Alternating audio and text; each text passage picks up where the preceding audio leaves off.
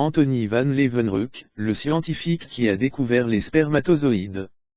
Grâce à son invention du microscope, Anthony van Leeuwenhoek a été le premier scientifique à pouvoir observer avec minutie l'infiniment petit. Ce scientifique néerlandais au parcours singulier est né il y a 384 ans, au XVIIe siècle. Anthony van Leeuwenhoek, pourtant autodidacte, a révolutionné la science de son temps grâce à sa technique d'observation. Il est en effet considéré comme l'inventeur du microscope qu'il a commencé à fabriquer en 1671 après avoir travaillé sur la taille de ses lentilles, bien plus efficace que celles utilisées alors. C'est grâce à ce nouvel instrument sur Anthony van Leeuwenhoek a été capable d'observer nombre de bactéries et micro-organismes qui étaient inconnus de ses contemporains.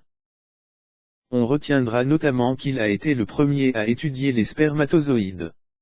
Un étudiant en médecine les avait déjà aperçus mais avait tiré la conclusion qu'il était le fruit de la putréfaction du sperme.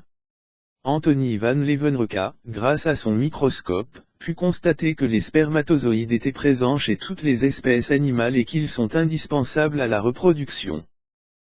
En réalité, le scientifique néerlandais s'est intéressé à toutes les matières qui pouvaient passer sous ses lentilles.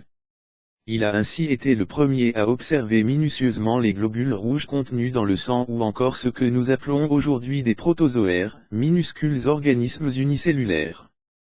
Malgré ces étonnantes découvertes, Anthony van Leeuwenhoek n'a pas immédiatement réussi à imposer ses thèses au monde scientifique.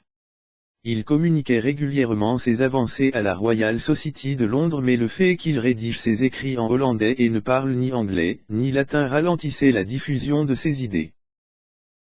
De plus, le scientifique s'est bien gardé de révéler le secret de fabrication de ses microscopes. Ses confrères étaient donc bien en peine de pouvoir confirmer les observations de Anthony van Leeuwenhoek. Ce dernier a finalement été accepté comme membre de la Royal Society de Londres en 1680 puis est entré à l'Académie des sciences de Paris en 1699,